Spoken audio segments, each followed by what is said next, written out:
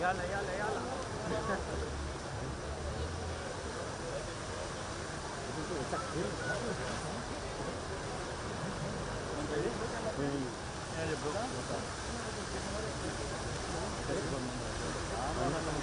هذا bro.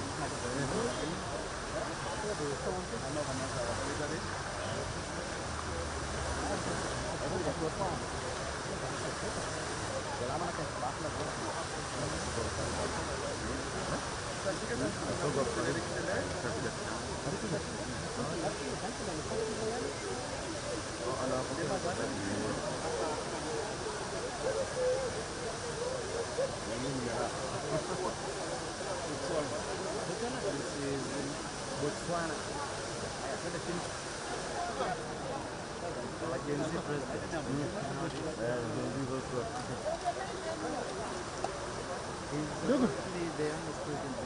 Chief. No. What's up, Jarak?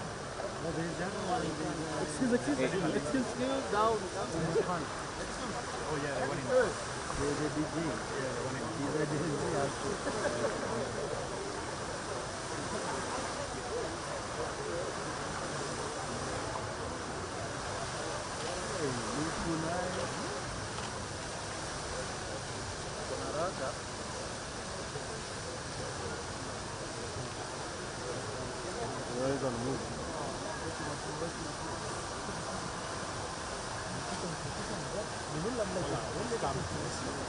Coming like crazy.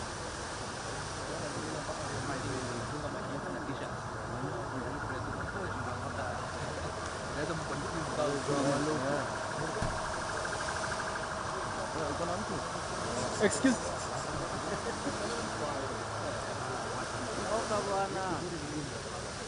Hey, excuse me.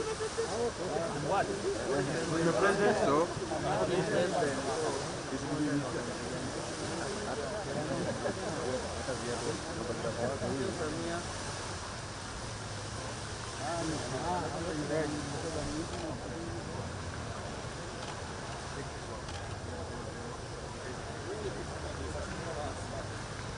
I'll send you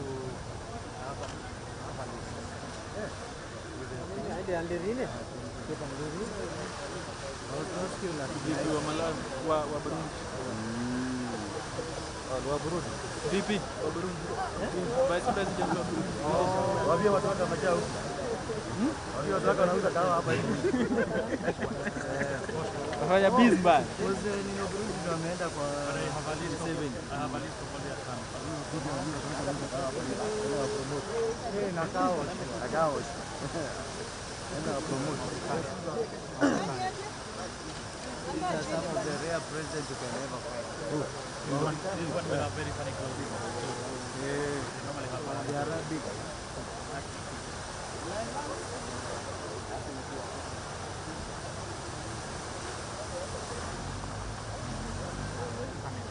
Today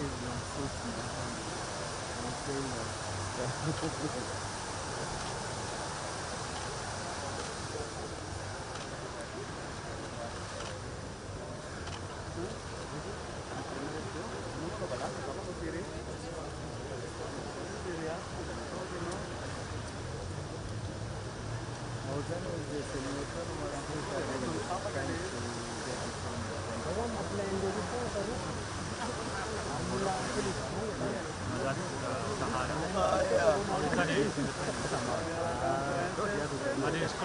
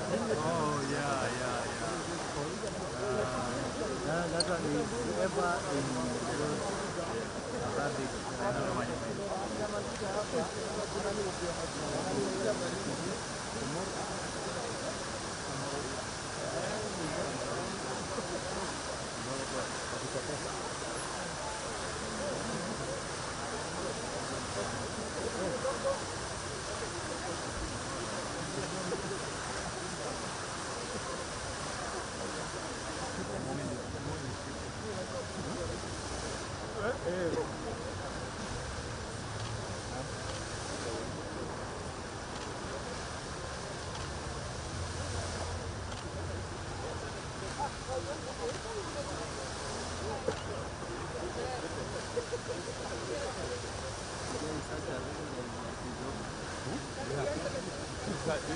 one has an apartment in Kileleshwa.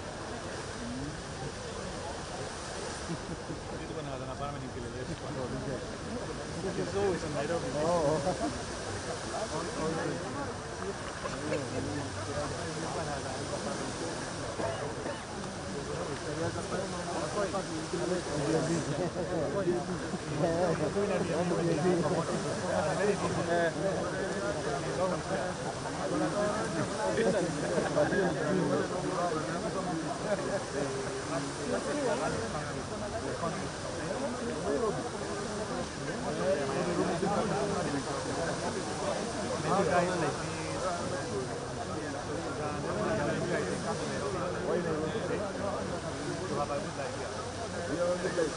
Compared to, have you been to South Sudan?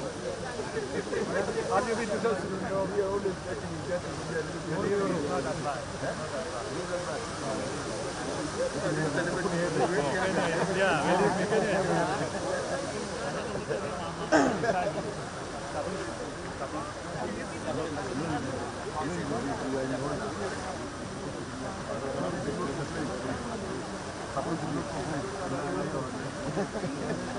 Not complain.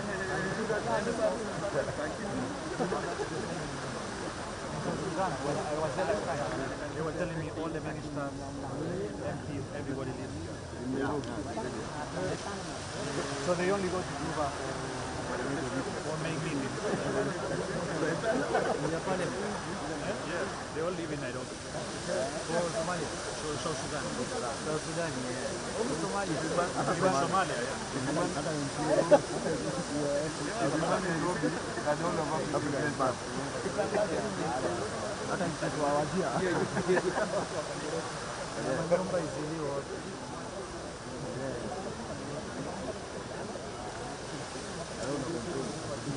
Si huku tunachomanga vibaya sana. Tuambie Ruto anafaa kuenda lakini unaenda wapi? Unajua hawajui any better leader. Unajua sisi hatujui any watu. Sisi hatuwezi enda huko kwao, unaona?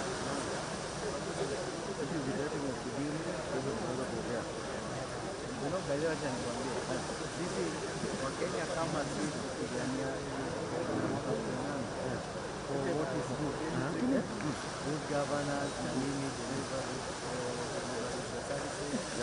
Hatungewahi fika. Hiyo yote. Kwa ni baba hiyo. Sao Tome and Principe, I think the ones that around the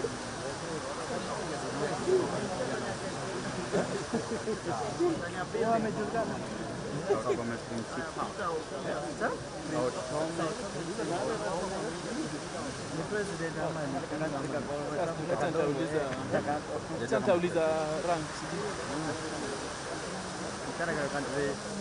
Afrika ikishtuka hivi kanaenda.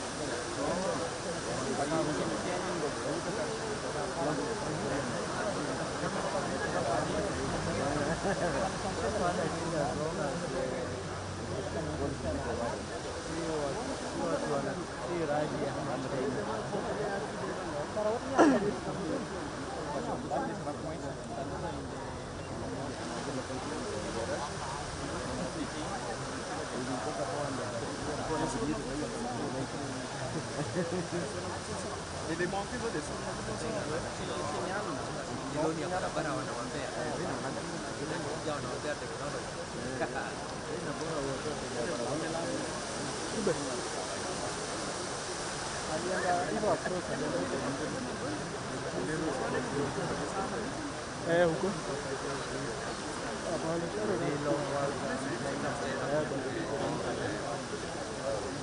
alikuwa na kitu hapo katikati,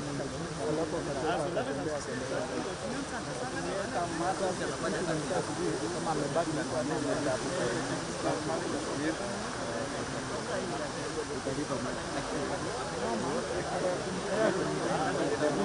kiona hivyo lazima tunakuwa mama wangu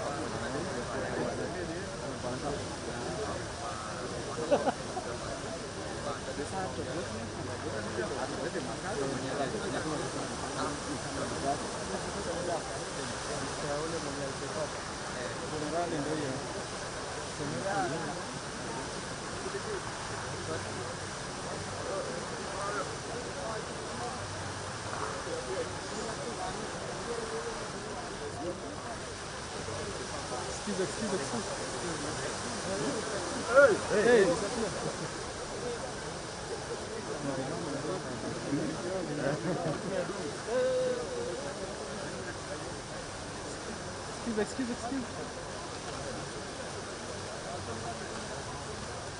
Excuse. Boss.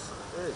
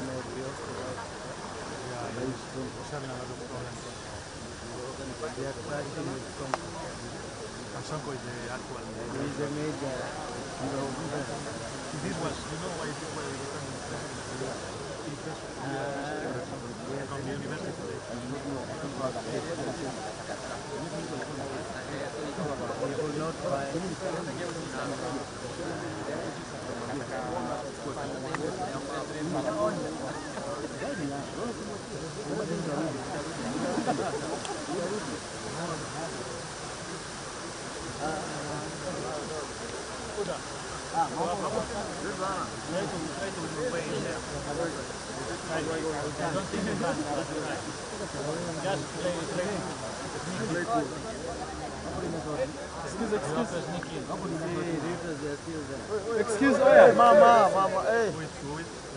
Rika. Mama, mini pini.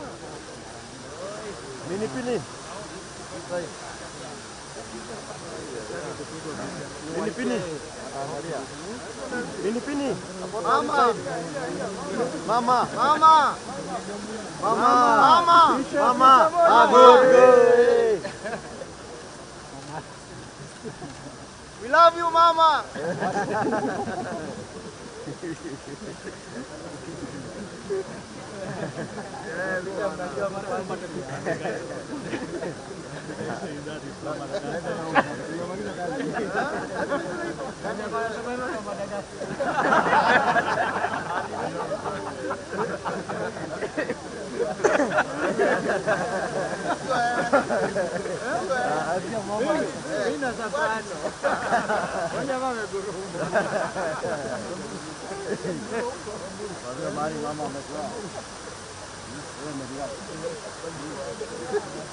Wewe kuita ukaliongea.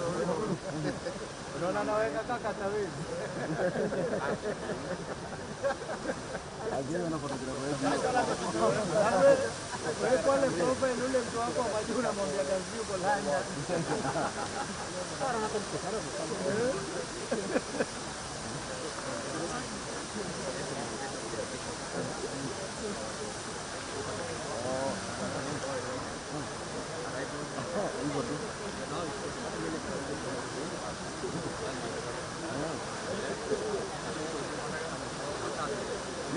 Mimi nilijua pale.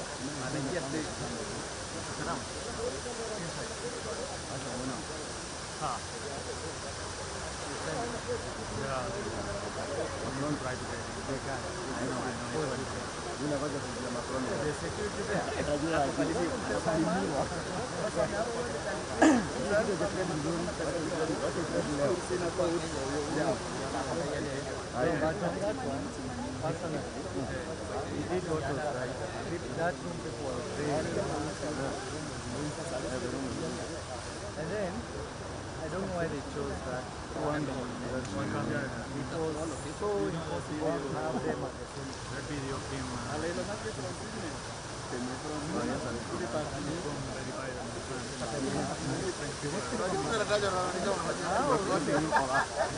no, against him. Saying he's being patronized. What to do now? He should have been like Ruto or someone. Should have allowed or even the MC. I'm not sure he became like Hapo utablock. Enda tu. Kata ini wako lakini huyo ana huko.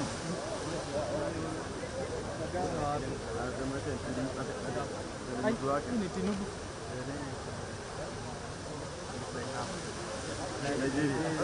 Baba, babu. Huwa anaweza anguka.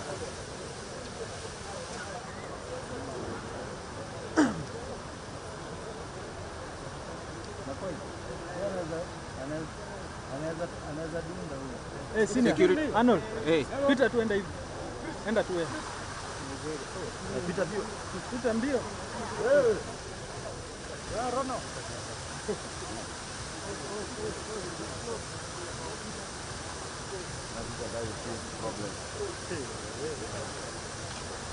Excuse. Hey.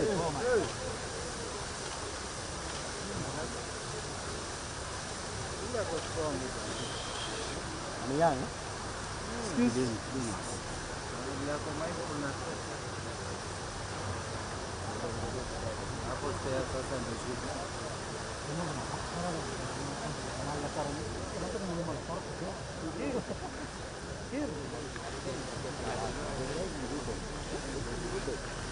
Tuende waambiane Kiingereza ya nani kutaje.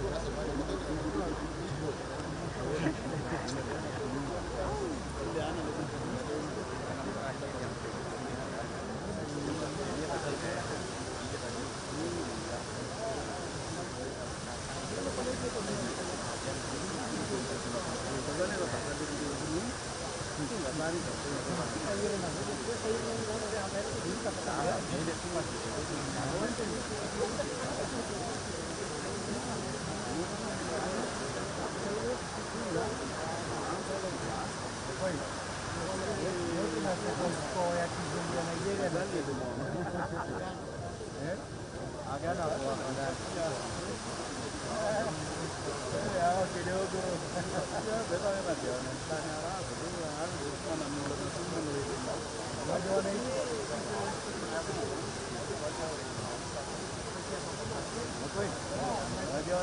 Sisi wananchi na kwa kata ya APT wakibonga unajua kubonga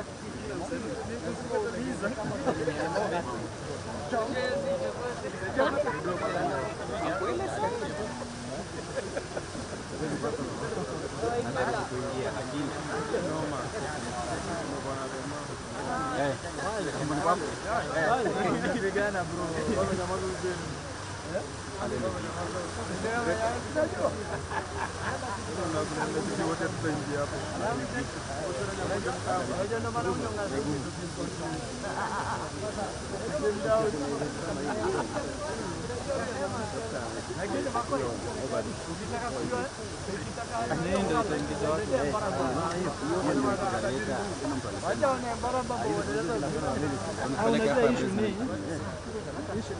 ni kunyonge.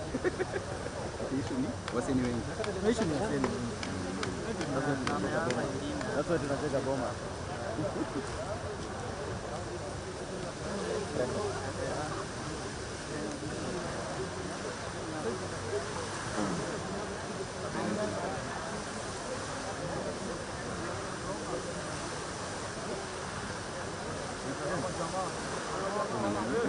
Kama na lameni hizo baraza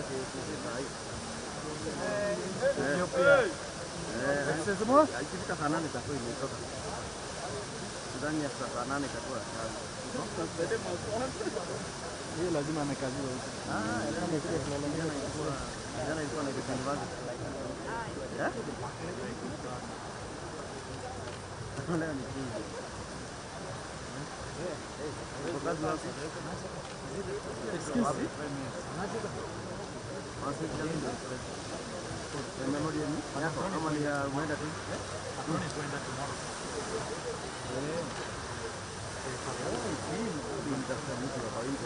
Excuse me.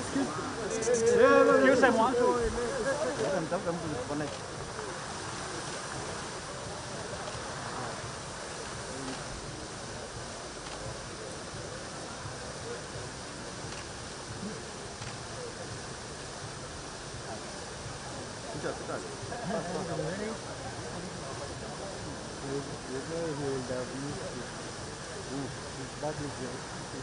Oh yeah.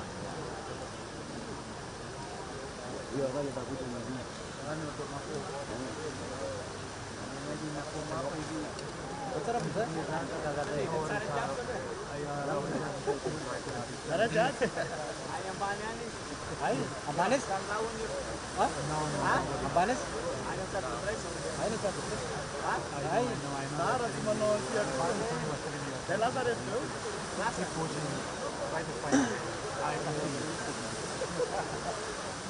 From there, what about if you want us on this side? You know, when you go all the way straight, there is a mountain.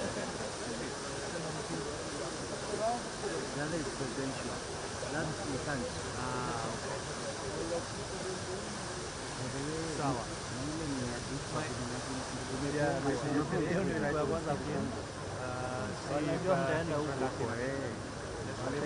For now, I will just do the arrivals and for now. Thank you. Hapo sasa hivi unaona umeko chini bila hiyo overlay hata usikaribia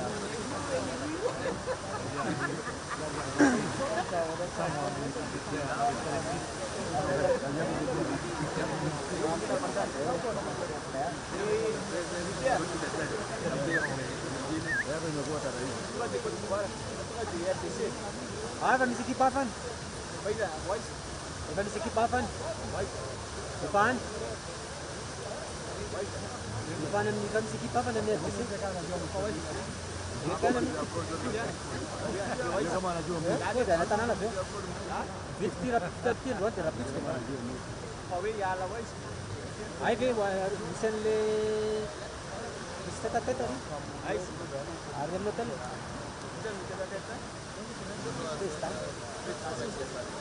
Armar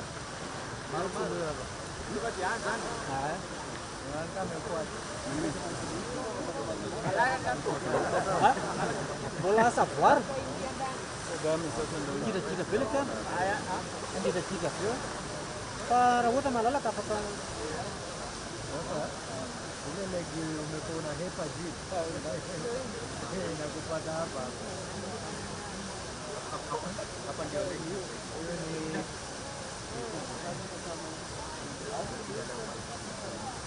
Zambia. Rwanda. Unaona chote. Utaona. Kira haru osu kuna kama mori hapo. Kuna kama mori hapo. Madam.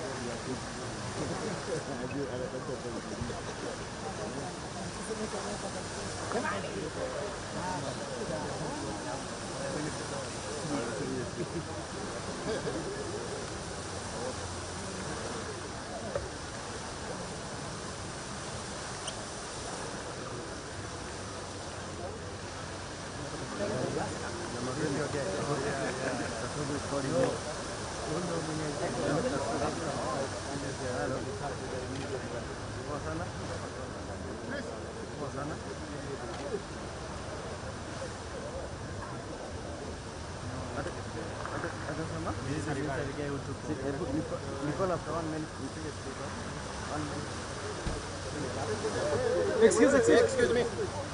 Wait. Oh. Please, that's it.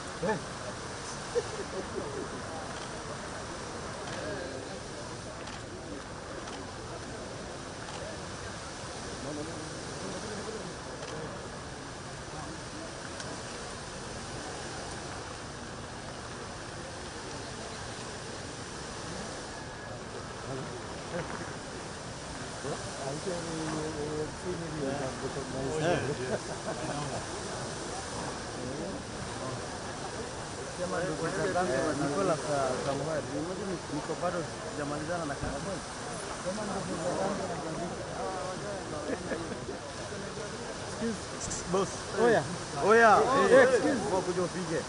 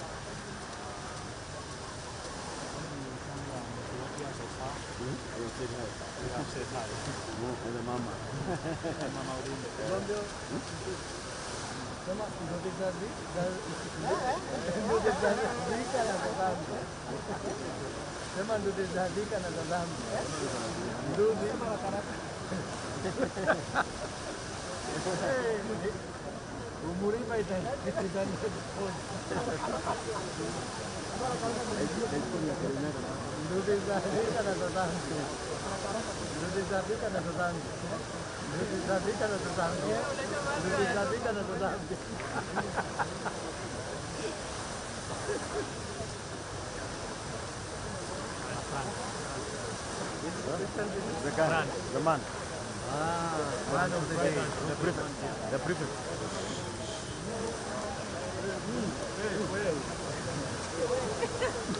I throw them the camera.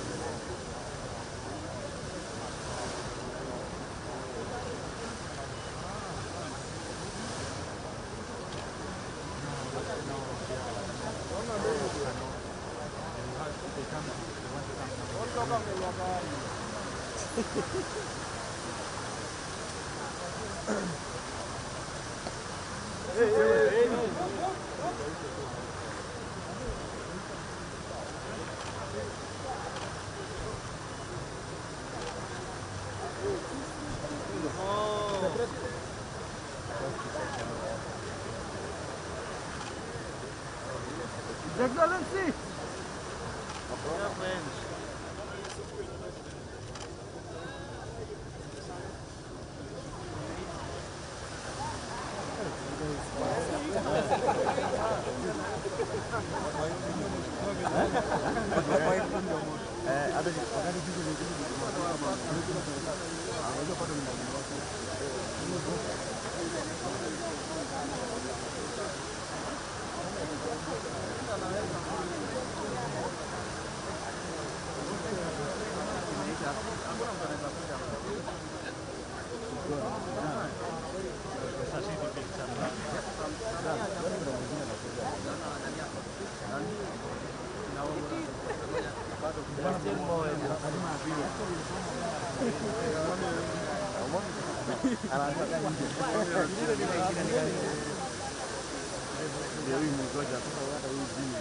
Hey!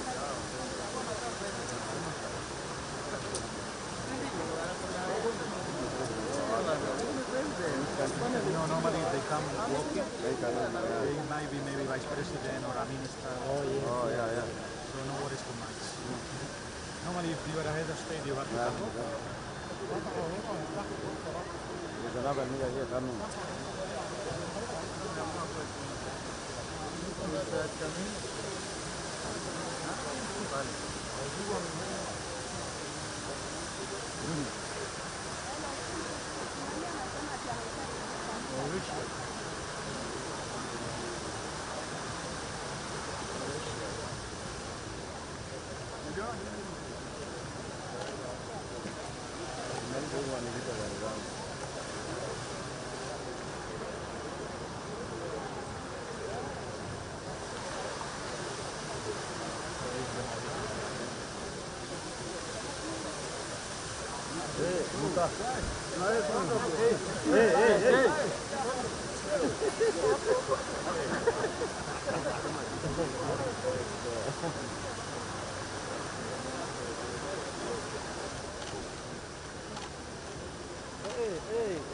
Madam, wacha kidogo.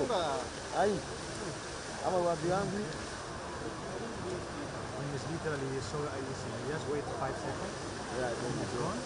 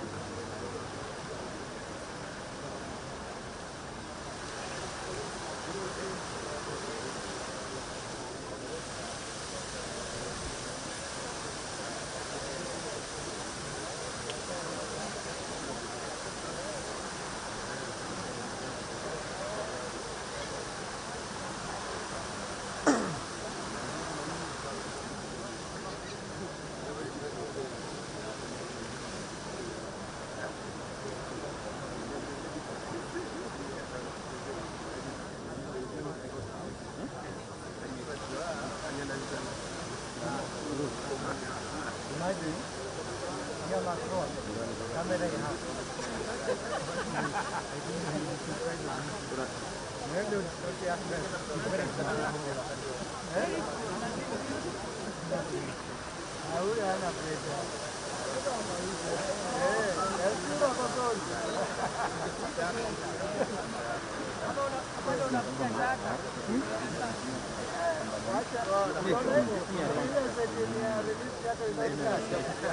Hiyo ndio kitu ya kwanza anaangaliaga. Tumeweka lens ya hapo ndani. Hapa kiliona jina ni redefine. Ndio kumbe ina ndani. Yana piga kwa Sasa inafungwa. sasa sasa vizuri ya Okay, ukiwa nje inafungwa vizuri. Ndani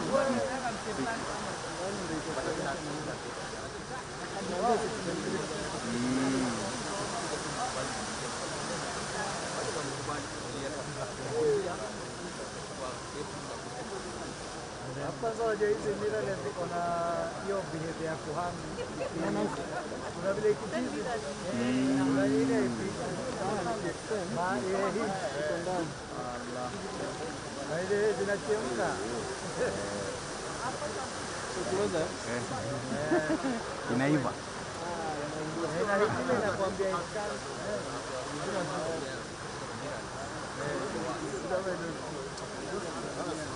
Hata uwasikie Kiswahili. Ongeleshe tu ile yenye.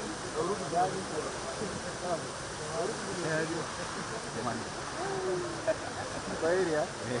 Mbona kuna na furaha mingi hivi na ujua mingi bro.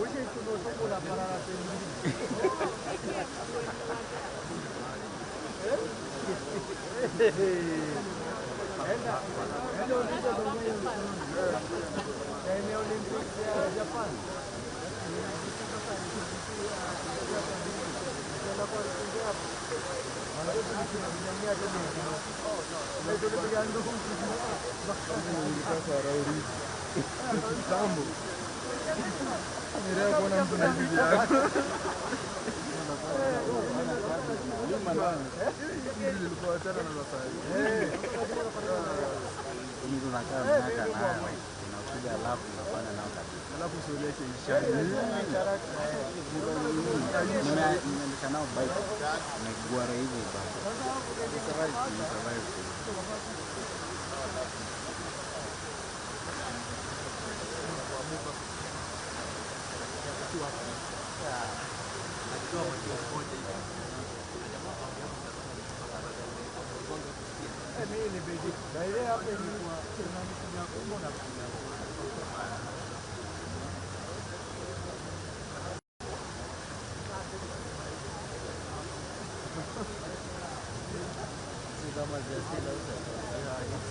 Even Simon is there. This is a problem. Simon called me. I told him try to speak in English. Not going to happen. Already tried. They pushed me try. For me, by the time I said to come here, you know what? It's possible that this is all over again. Yeah. When you told me that he was inside, I thought you meant inside the country. I meant inside because for me, they were not even allowing me to come here. From where? Outside? From here. Not Paris? Yes. Oh, you went to that one? That's right. The media was designated this side. That's why. That's why. You didn't join that process? Not in that one. It's important. They sent, that's why they're sending up for media. They sent an email to join. I think I saw the email, but I didn't. Yeah. I will join later. Steve.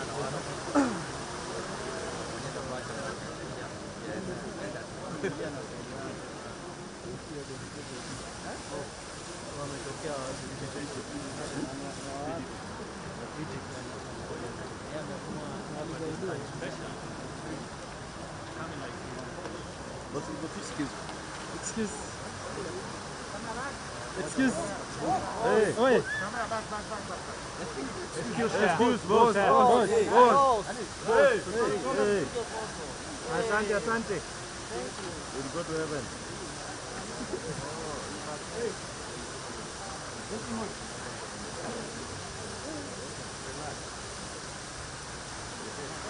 You're doing no harm. Well,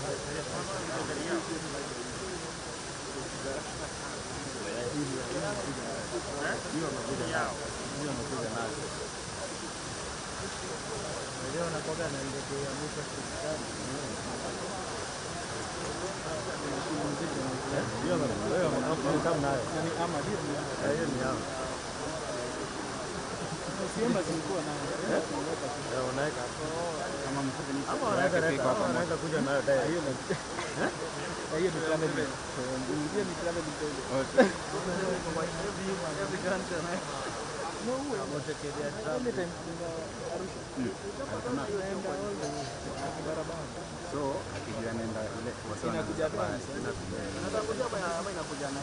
inakuja advance ama na ndege state tu ndio anaenda state ndo anajifunza state ndo anajifunza kazi ya mama za kuna waiweka mtanga juu santa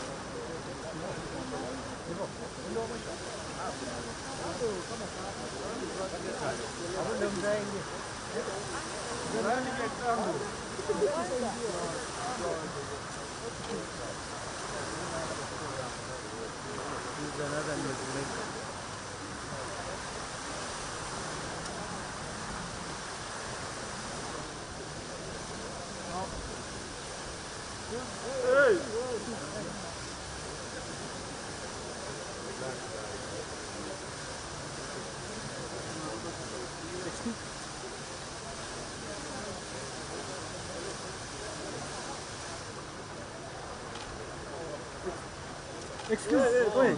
Oh la la. Move, move.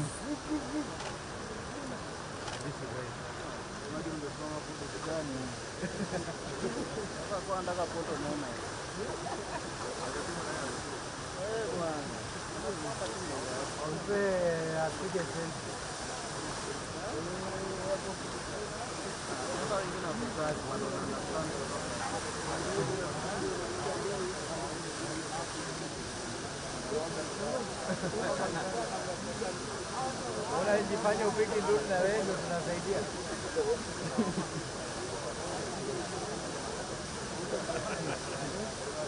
Hivyo.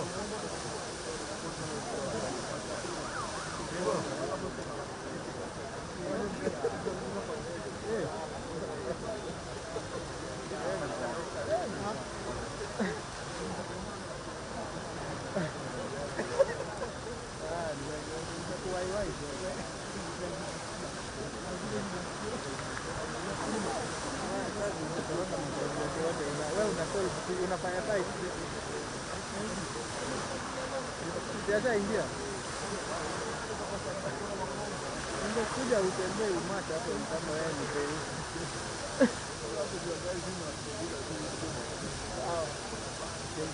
Kamera hivyo. Unakaa umesahau, unaona moment unaenda kupiga kama haiko hapo.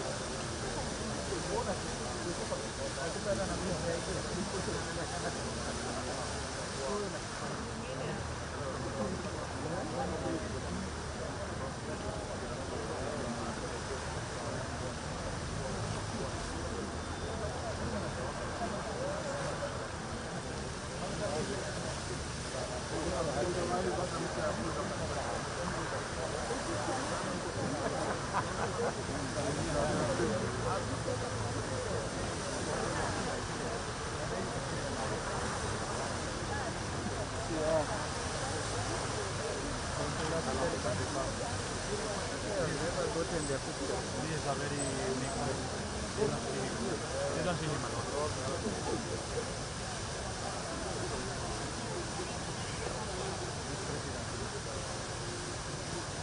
Difficult to be seen.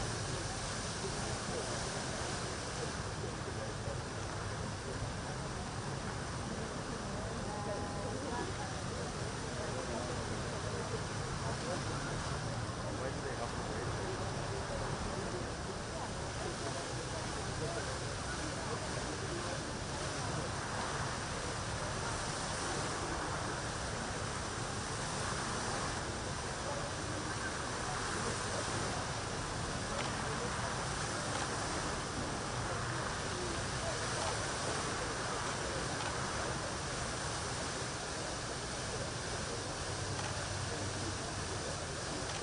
He doesn't have the Russian. This one becomes he probably speaks Russian. He probably speaks Russian. He's usually protected by the Russian machinery. That's Senegal or Ghana. Republic of Guinea. Excuse. You will move. Excuse.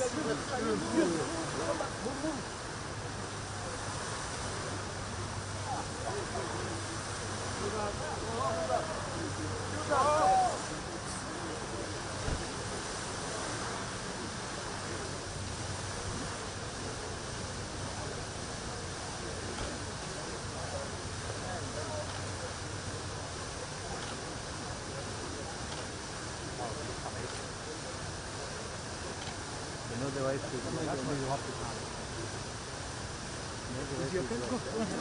Go ahead, Patricia. Why? That's why you need to come. He's also a military guy. Presently it's over. I think so.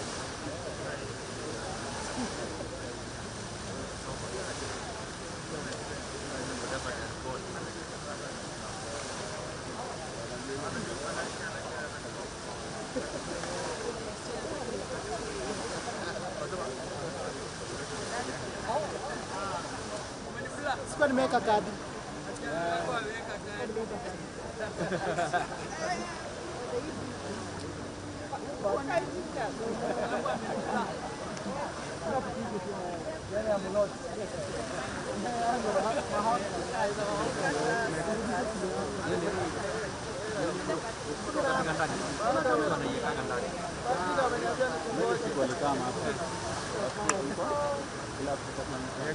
Kama baada hapo zote wamefanya kinasombea sana nini? Ile sasa ya mtu wanatengeneza banda kile kimoja. Hata Afrika na Bangkok pia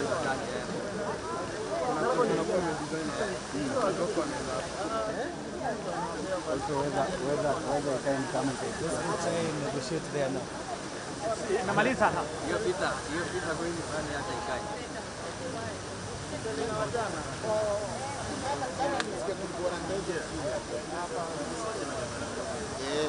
Nani ya mtu yangu alimaliza.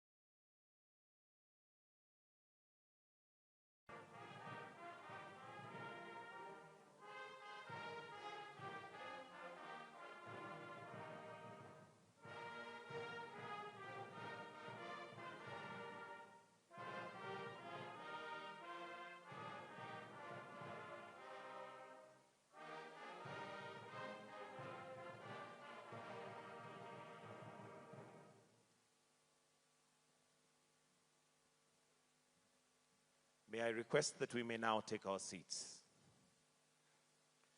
Your Excellency, Dr. William Samoei Ruto, President and Commander-in-Chief of the Kenya Defense Forces, Your Excellency Emmanuel Macron, President of the French Republic, His Majesty King Letsi III, Kingdom of Lesotho, Your Excellency Paul Kagame, President of Rwanda, Your Excellency Alassane Ouattara, President of Cote d'Ivoire, Your Excellency Abdel Fattah el-Sisi, President of Egypt, Your Excellency Faustin Anchange Todara, President of Central African Republic, Your Excellency Azali Assoumani, President of Comoros, Your Excellency Ali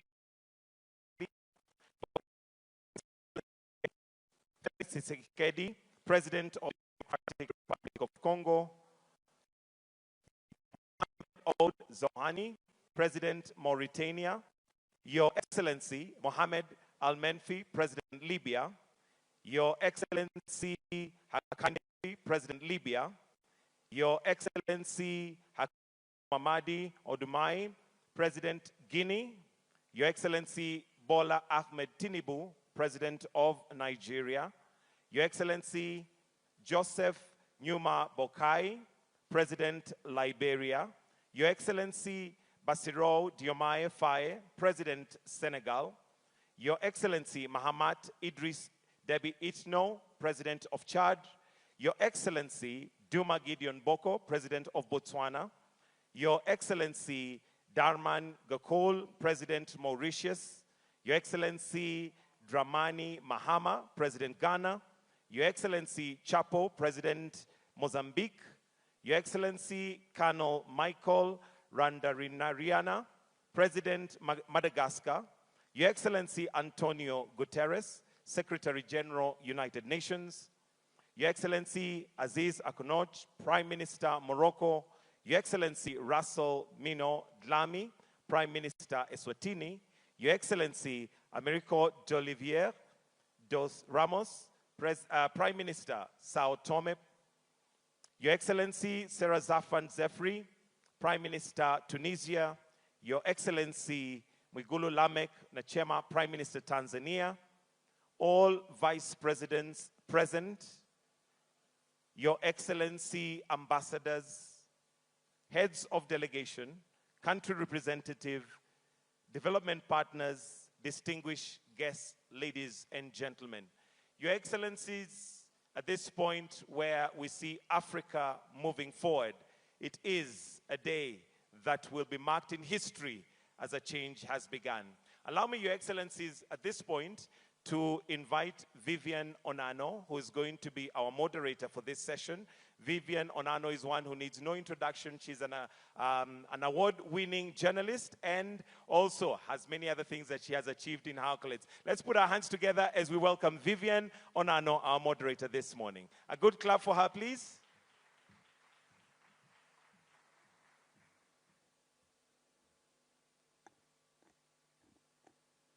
Thank you, Mr. Mike Gitonga, for the kind introduction.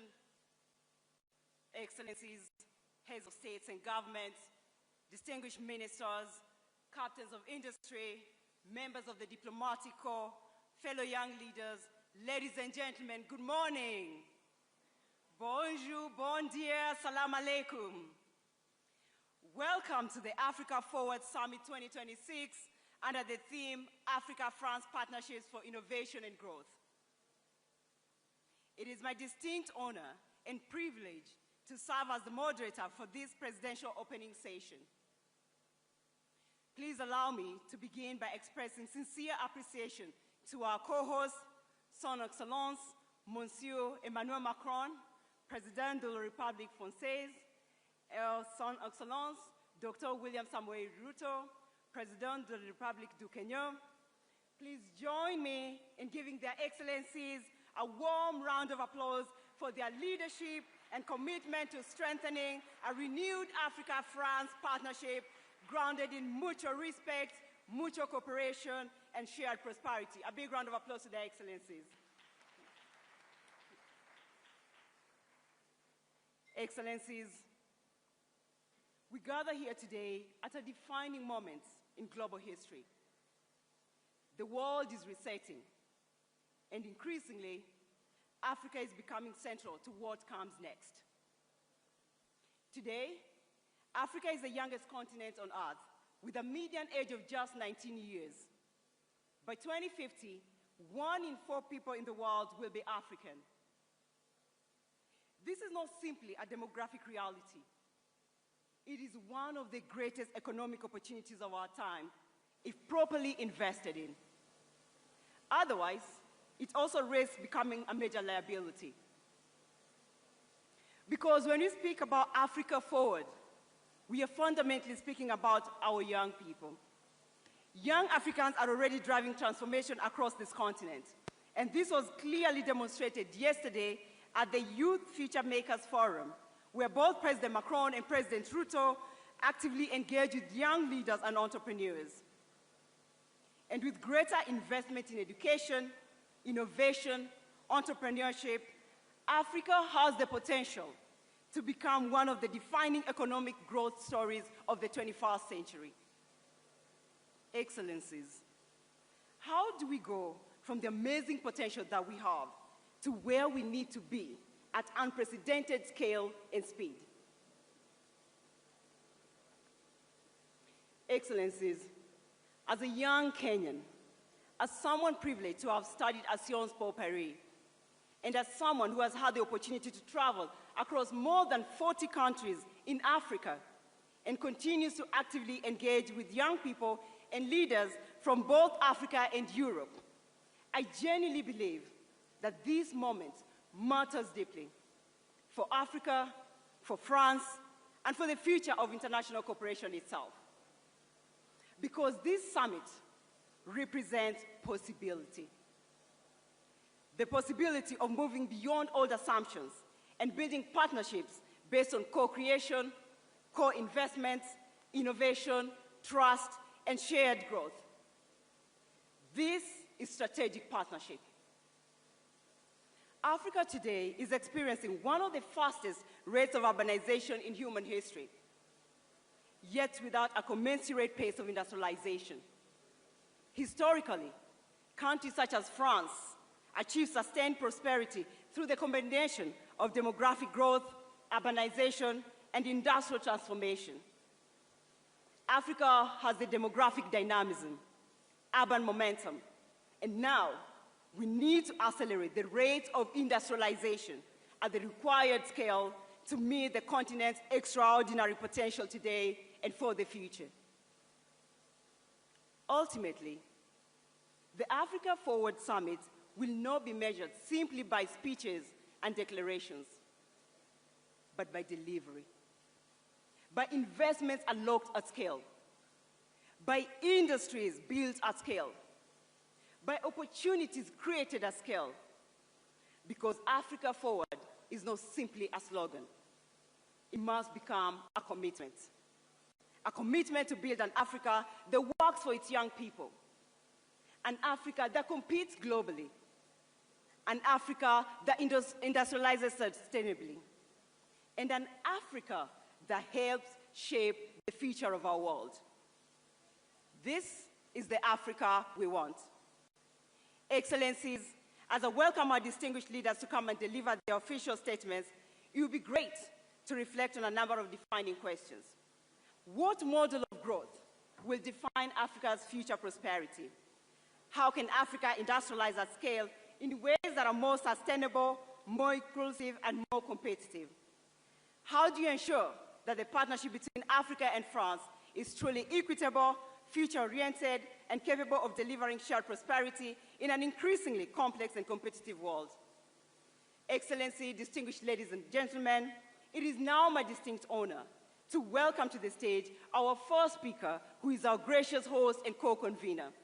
He is a champion for African economic transformation, an increasingly influential voice in shaping Africa's place in the world, and is very committed to positioning Africa not at the margins of the global economy, but at the very center of its future.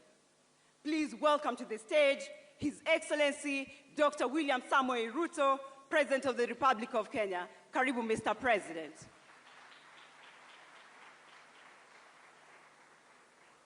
Thank you so much, Mr. President. Thank you. Your Excellency Emmanuel Macron, President of the French Republic and co-chair of the Africa Forward Summit 2026. Excellencies, heads of state and government, honorable ministers, captains of industry, distinguished delegates, ladies and gentlemen. It is a profound honor and privilege to welcome you to the Africa Forward Summit 2026 here in Nairobi, Kenya, the cradle of humankind, the birthplace of our shared human history, and the origin of wonder. Wherever you come from, you are not merely visiting. You are returning to the very beginnings of humanity. And so, with warmth, friendship, and pride, I say to you all, welcome home. Bienvenue chez vous, karibuni nyumbani. We gather, ladies and gentlemen, at a profound, consequential moment in global affairs. The foundations of international order are being reshaped by deepening geopolitical divisions, persistent conflicts, economic volatility, climate pressures, and widening inequalities. Long-standing assumptions about global stability, cooperation, and prosperity are being tested as never before. At the same time, shifting centers of influence, changing trade alignments, and the reconfiguration of global supply chains are redefining the architecture of the world economy itself. Yet, in moments such as this, fragmentation cannot be the answer, nor isolation the strategy. The times before us demand stronger cooperation, renewed multilateralism, and partnerships grounded not on hierarchy, but in sovereign equality, mutual respect, and shared responsibility. It is not how we do it.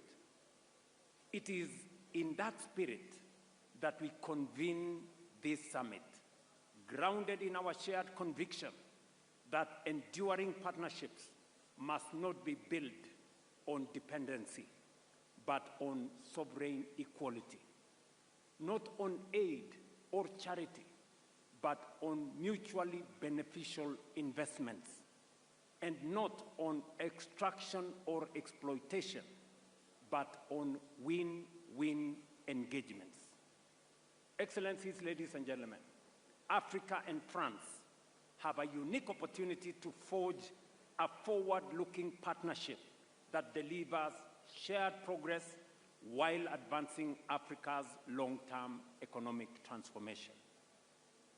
Africa approaches this summit not from the margins of global affairs, but as a strategic actor in its own right, endowed with vast natural resources, expanding markets, and one of the greatest reservoirs of youthful talent and innovation anywhere in the world today. We all know, by the year 2050, 1 in every 4 people on Earth will be African. That reality alone will shape the future of labor, will shape the future of markets, urbanization, energy demand, and global economic growth. Over the course of this summit, our deliberations will focus on priorities fundamental to Africa's development trajectory and long-term prosperity. Among them, domestic mobilization of resources for Africa's development at scale, reforms of the international financial architecture, development of transport, logistics, and connectivity infrastructure, energy transition and green industrialization, and of course, youth skills development to foster creativity, innovation, entrepreneurship, and AI-driven transformation. First, we must confront with honesty and urgency the question of how Africa finances its own transformation. The era in which Africa's development was principally framed through aid, dependency, and unsustainable borrowing must give way to a new paradigm grounded in investment, innovation, domestic resource mobilization, and strategic partnerships built on sovereign equality and mutual benefit. Because Africa is not part of the global problem. Africa is, in fact, the solution to the global challenges that exist today, including those of Africa. Our continent possesses vast natural resources, critical minerals, fertile land, immense renewable energy potential, expanding consumer markets, dynamic entrepreneurs, and the youngest population in the world. What Africa requires today, friends, is not charity, but investments, not extraction, but value creation, not dependency, but mutually beneficial partnerships capable of unlocking shared prosperity. That is the essence of the Africa Forward Summit. It is about recalibrating Africa's place in the global order. It is about redefining engagements with Africa, including with long-standing partners such as France, away from outdated models of aid and asymmetrical dependency towards a framework anchored on investment, enterprise, innovation, industrialization, and mutually beneficial cooperation. And we are very clear about this. The current international financial system remains structurally unequal. African countries continue to face disproportionately high borrowing costs, constrained access to concessional financing, and distorted risk perceptions that are frequently disconnected from economic realities that exist in this continent. The bias embedded within global credit rating systems continue to penalize African economies, increase the cost of capital, and discourage long-term investment into productive sectors. This imbalance is neither sustainable nor just. It is one of the principal constraints on Africa's ability to finance infrastructure, industrialization, climate adaptation, and economic transformation at the scale that is required. That is why Africa has supported the establishment of the African Credit Rating Agency, an important step towards ensuring fairer, evidence-based, and context-sensitive assessment of African economies and investment opportunities. Its purpose is not to replace existing global institutions, but to correct long-standing distortions in risk perception that continue to increase the cost of capital for African countries and continue to discourage long-term investment into productive sectors. At the same time, we must recognize that the World Bank and the International Monetary Fund alone cannot finance Africa's development ambition. We have to be realistic. Even as reform efforts continue, the scale of Africa's transformation requires us to rethink the sources, structures, and instruments of development finance itself. Africa must increasingly finance Africa. Let me repeat that. Africa must increasingly finance Africa. What do I mean? Across our continent, enormous pools of domestic capital remain underutilized.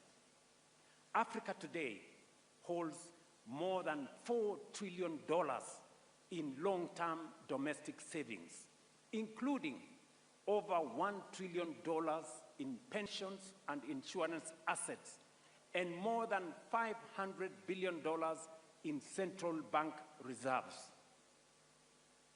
I am not talking about Europe, I'm talking about Africa. Yet, paradoxically, while this capital exists within African economies, governments across our continent continue to struggle to finance critical infrastructure, transport corridors, energy systems, industrial parks, logistics networks, and even affordable housing. There is capital in Africa, but Africa's development projects remain starved of financing. The issue, therefore, is not liquidity. It is risk architecture. That is why Africa is laying the foundation of a stronger, more resilient, and more self-sustaining financial architecture. Kenya, therefore, reaffirms its very strong support for the Alliance of African Multilateral Financial Institutions as a strategic platform for coordinating capital mobilization, risk sharing, and project execution across our continent. You remember, colleagues, that we did endorse at the last AU summit the Alliance of African Multilateral Institutions, starting with the World Bank and all the other institutions. Through institutions such as the Africa Development Bank, Africa Export-Import Bank, or Afrexim Bank, Africa Finance Corporation, the Trade and Development Bank, Shelter Afrique Development Bank, Africa 50, and Africa Trade and Investment Development Insurance, Africa is steadily strengthening its capacity to finance infrastructure, industrialization, trade, housing, climate resilience, and economic transformation. These institutions are more than financial intermediaries. They are instruments of African agency, strategic sovereignty, and collective self-determination. Friends, we must believe in ourselves. That is why we strongly support the recapitalization of African Trade and Investment Development Insurance as a critical pillar of the new Africa financial architecture for development. And I must thank the President of the Africa Development Bank, who is right here with us, for spearheading this effort together with all the other multilateral institutions. This is because Africa does not need more fragmented institutions. Africa needs coordinated financial firepower capable of financing infrastructure, industrialization, trade corridors, and energy transformation in our continent on our terms. It is in this spirit that the proposed new Africa Financial Architecture and Development Framework, NAFAD, as we are calling it, seeks to align African multilateral institutions, sovereign investment platforms, pension systems, development banks, and private capital behind a coordinated continental investment strategy. Its objective is simple but transformative: to retain more African savings within Africa and channel them into productive, bankable, and transformative sectors of our economy. NAFAD is designed to unlock long-term domestic institutional capital by creating credible project pipelines, harmonizing investment frameworks, strengthening regional capital markets, and establishing mechanisms that de-risk strategic public investments.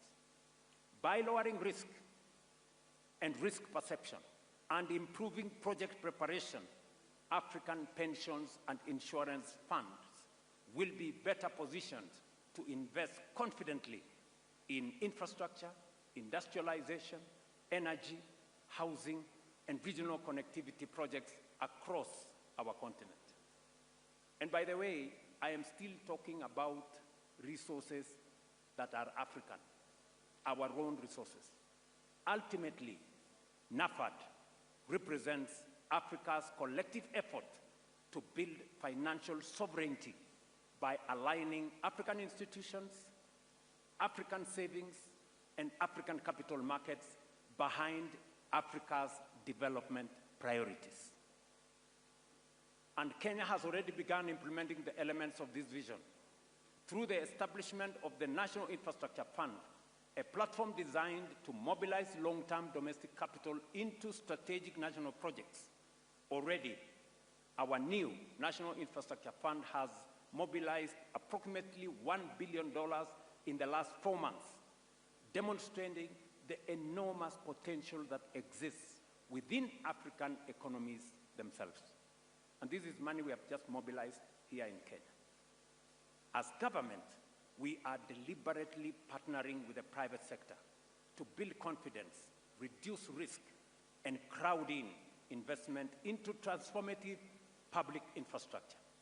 Our objective is simple: to create credible mechanisms through which private capital can participate securely and profitably in Africa's growth story. Kenya's experience demonstrates what domestic resource mobilization can achieve. Over the last 3.5 years, we have mobilized nearly $4 billion locally for our affordable housing program. Through innovative domestic financing mechanisms, we are investing in housing, creating jobs, supporting enterprise, and expanding home ownership while restoring dignity to millions of Kenyan citizens. This experience demonstrates a fundamental truth. Africa can generate substantial development resources internally when institutions are strong, policies are credible and predictable, markets are trusted, and citizens themselves become active participants in nation building. Excellencies, infrastructure development remains one of the most decisive foundations of Africa's economic transformation and continental integration. Africa's infrastructure financing gap continues to constrain productivity, continues to increase the cost of trade, weaken industrial competitiveness, and fragment markets across our continent. According to the Africa Development Bank, Africa requires between $130 and $170 billion annually for infrastructure investment, with financing gaps estimated at between $70 and $100 billion every year. Bridging this gap will not happen through public borrowing alone. It requires innovative financial instruments, blended finance mechanisms, de-risking facilities like the one I have talked about, and strong public-private partnership capable of unlocking institutional capital at scale. But the broader challenge before us is continental. We must accelerate investment in transport corridors, in ports, rail systems, roads, aviation connectivity, and integrated logistics ecosystems capable of binding Africa together into one competitive economic space under the Africa Continental Free Trade Area. Because Africa cannot trade effectively with itself while its economies remain disconnected from one another. Connectivity is not merely about infrastructure. It is about competitiveness. It is about regional value chains. It is about food security. And it's about industrialization. And ultimately, it is about shared prosperity. Equally critical is the question of energy. That is why we must fundamentally restructure and strengthen Africa's financial architecture to mobilize the scale of capital required to finance this transformation on African terms. Excellencies, Africa possesses some of the greatest renewable energy potential anywhere in the world, from geothermal resources in the Rift Valley and on to immense opportunities in solar, wind, hydroelectric power, and green hydrogen across our continent.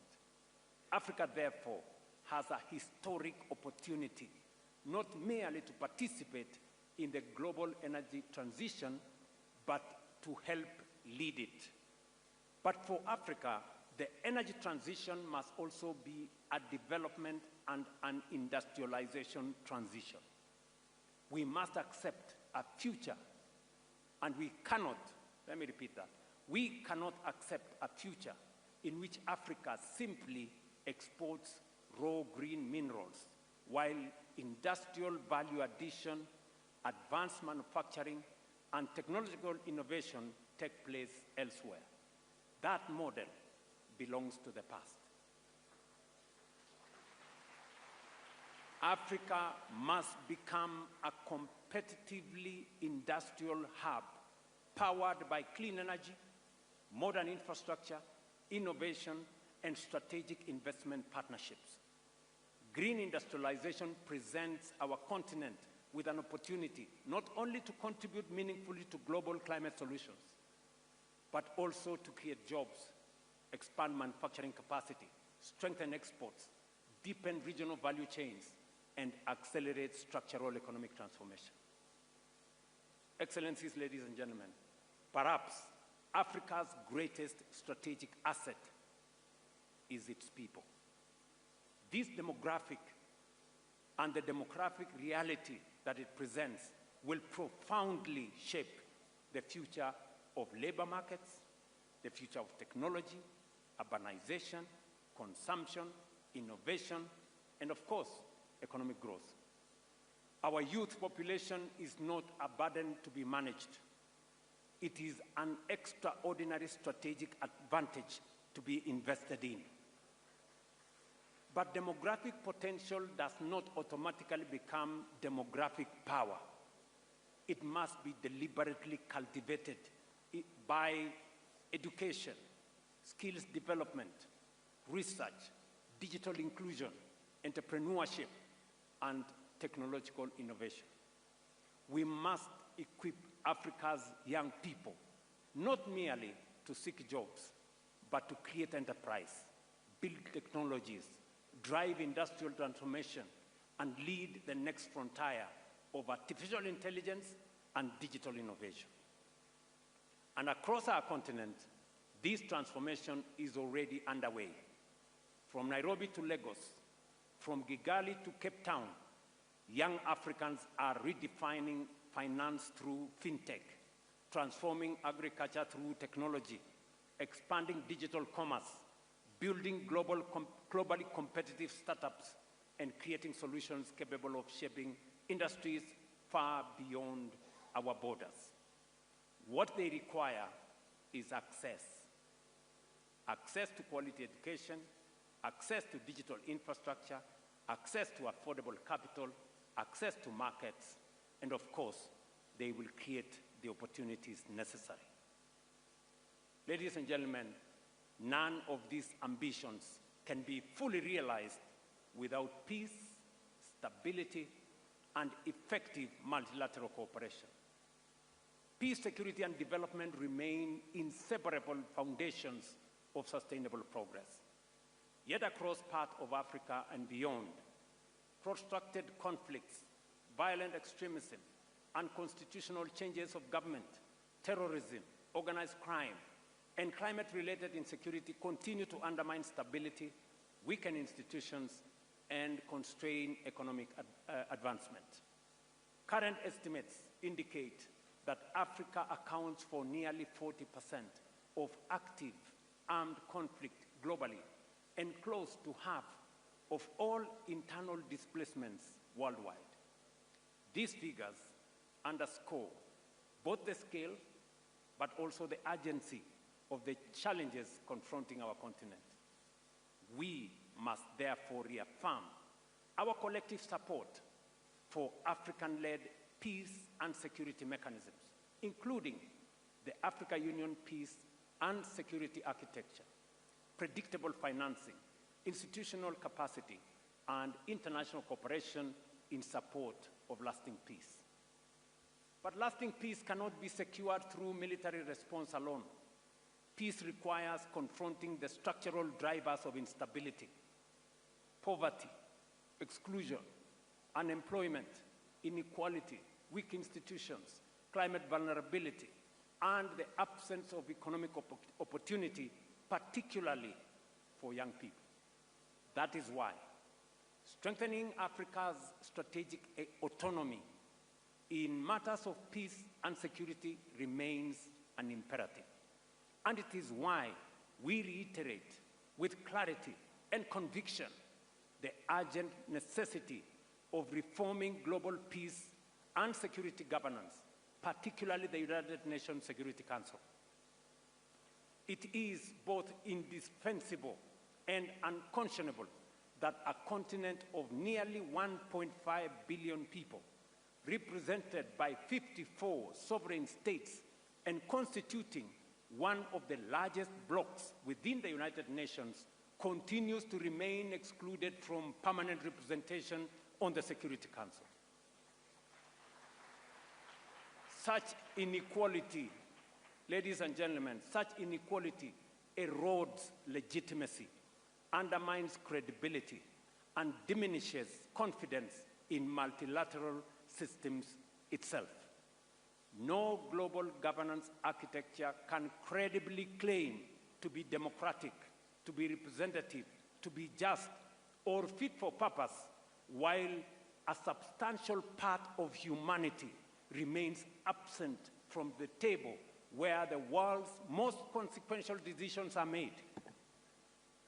The time has come, therefore, for the international community to recognize, without ambiguity or without delay, that Africa cannot and will not and must not remain subject to decisions taken without its equal voice on the table.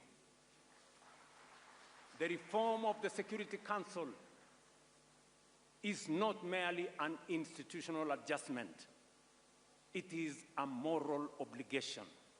It is a strategic necessity. It is indispensable to restoring trust, legitimacy, and confidence in the international order itself. Kenya, therefore, remains steadfast in its support for the common African position as articulated in the Ezulwini Consensus and the Sita Declaration, which calls for Africa to be accorded permanent representation on the Security Council with all the prerogatives and privileges of permanent membership, alongside additional non-permanent seats. Excellencies, ladies and gentlemen, Africa does not need privilege, but fairness. We don't need exclusion, but inclusion. We do not seek confrontation, but partnership anchored on mutual respect, shared responsibility, and of course, shared progress. This summit, therefore, presents us with an opportunity to define a new era of engagement between Africa and its partners, an era based not on dependency, but on dignity, not on extraction, but on value creation, and not on short-term transactions, but on long-term shared prosperity. Because the Africa we envision is an Africa of confidence, an Africa of ideas, an Africa of innovation, an Africa of enterprise, an Africa that believes in itself, invests in its people, mobilizes its own resources, and engages the world as an equal partner in shaping balanced, prosperous, and peaceful global future. Africa is rising, determined to shape its own destiny, and increasingly prepared to shape the future of the world itself. That is the Africa Forward agenda. An agenda grounded not on dependency, but in sovereignty. Not in vulnerability, but in resilience. And not in limitation, but in possibility. That is the Africa whose time has come. Excellencies, ladies and gentlemen, Kenya is deeply honored to co-host this summit here in Nairobi. We look forward to productive deliberations, practical outcomes, and enduring partnerships capable of advancing prosperity, stability, dignity, and shared progress for our people and for future generations. I thank you for your kind attention. Thank you very much.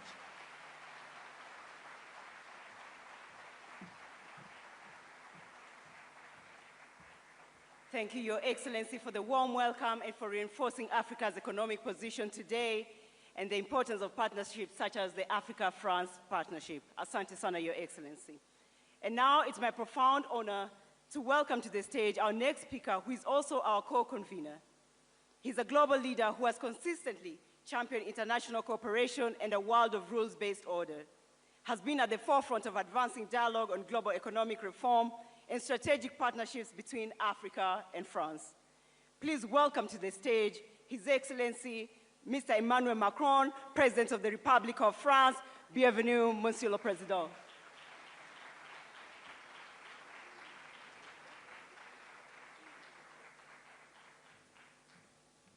Thank you so much. Mr. President, dear William, Your Majesty, Head of State and Governments, Secretary General of Permanent Commission of the African Union, Secretary General of Francophonie, ministers, ambassadors, entrepreneurs, ladies and gentlemen, Asante sana, Mr. President. And I will switch in French, if you allow me. Le président a tout dit. Et donc, je vais juste rajouter quelques convictions pour qu'ensuite on puisse passer à nos travaux. C'est un nouveau type de sommet, c'est une nouvelle philosophie, et donc nous allons aller au bout de cette philosophie. D'abord, ce sommet a commencé par des rencontres de la jeunesse, des entreprises, de la culture, du sport. Et d'ailleurs, nous allons, juste après cette session, rencontrer des représentants du monde de l'entreprise qui vont nous dire leurs conclusions et on va échanger avec eux. Et au fond, la conviction que je voudrais partager avec vous, c'est que l'agenda que le continent africain et la France doivent avoir, celui auquel en tout cas je crois, n'est en aucun cas de regarder en arrière, ni à gauche ou à droite, comme dirait mon ami le président Ruto, mais de regarder en effet devant. Et ce que je me suis efforcé de faire depuis 10 ans, c'est de bâtir une relation qui regarde avec lucidité le passé. Et donc on a eu ce travail qui a été fait avec l'Algérie, le Cameroun, le Rwanda et plusieurs autres, qui regarde avec courage le présent et qui a restitué les œuvres d'art, qui veut réinventer la relation monétaire et économique, qui veut investir dans le sport, dans les industries culturelles et créatives, dans le co-investissement avec le continent, et qui, avec respect, veut être aux côtés de l'Afrique pour son propre agenda. Et donc la relation entre l'Afrique et la France, telle que nous la voyons, telle que nous la pensons, telle que nous l'agissons, elle est fondée en effet sur la lucidité, le courage, le respect et une volonté d'avoir au fond un agenda partagé. Ça, c'est ce qu'on a fait depuis 10 ans, on y est longuement revenu hier et je ne veux pas être plus long. Pourquoi je suis convaincu que c'est encore plus vrai aujourd'hui qu'il y a 10 ans? Parce que les défis de l'Afrique et de l'Europe sont les mêmes. Nous voulons la paix, la prospérité, la souveraineté. L'Europe s'est battue pour cela. Elle a construit, après la Deuxième Guerre mondiale, l'Union européenne pour avoir d'abord la paix, puis un marché commun pour avoir la prospérité. Et aujourd'hui, l'agenda européen est un agenda d'autonomie stratégique pour ne pas dépendre de la domination ni chinoise ni américaine, et essayer d'être sur une voie médiane qui respecte le droit international, qui croit dans l'ordre multilatéral que nous avons bâti, qui croit dans le commerce ouvert, qui ne croit pas dans l'hégémonie de quelques-uns sur les autres, qui croit que la science est la meilleure façon de régler les questions de climat, comme de santé, et qui croit à l'état de droit. C'est ça ce que fait l'Europe. That is what Europe is all about. C'est exactement le même défi qu'à l'Afrique. L'Afrique veut la paix, la prospérité, l'indépendance. Et au fond, le partenariat and deep down, this partnership that is embodied here in this Africa Forward Summit is a bond between Africa and Europe. This is what France is working for: peace, prosperity, strategic.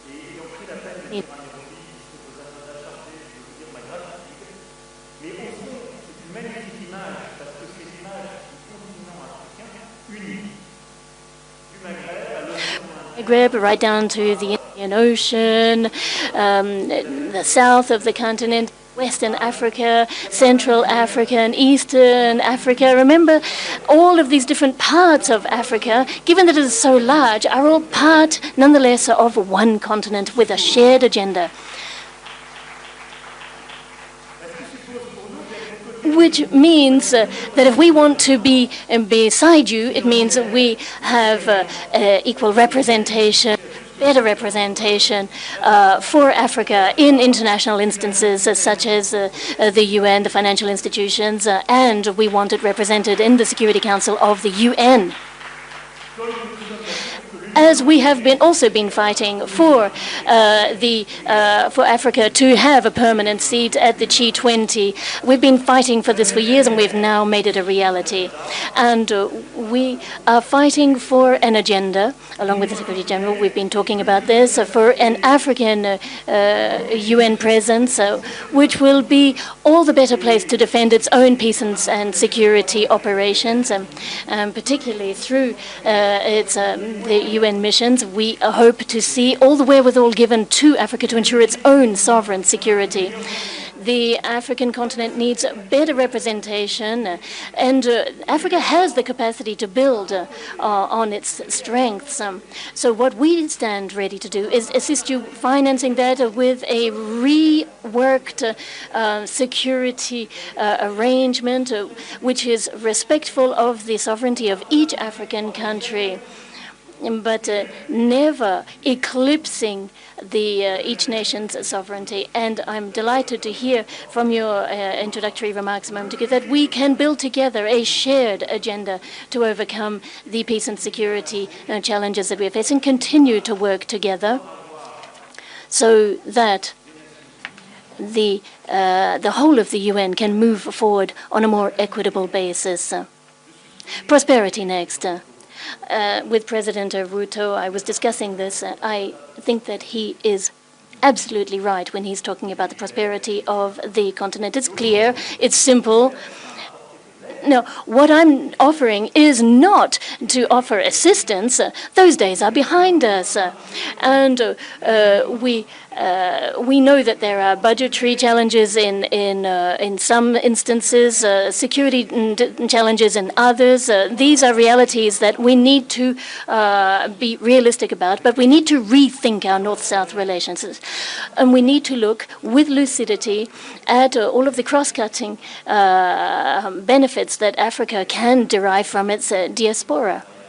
Those who are working very, very hard in many, many of our countries and send remittances back home are another important lever that we must not overlook.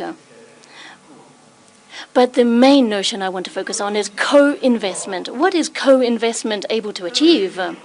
It means investing in human capital, the young talents in Africa, in a formal economy. One of the major difficulties here is too much of the African economies that are underneath the tip of the iceberg as informal economy. It's about time we brought them into the value chains and to structure your agricultural sector and your industrial sector in such a way that it will be stronger than ever, so that Africa will no longer be seen as a place for rare earths and other resources to be extracted, but rather to be a partner. So we're working towards a transformation of investment relations, investing in value chains, energy, sustainable development, building on your strengths and your youth and your talent. And this is what the Business Roundtable is hopefully going to enable us to structure by looking at investing in AI, health, the blue economy, and sustainable agriculture.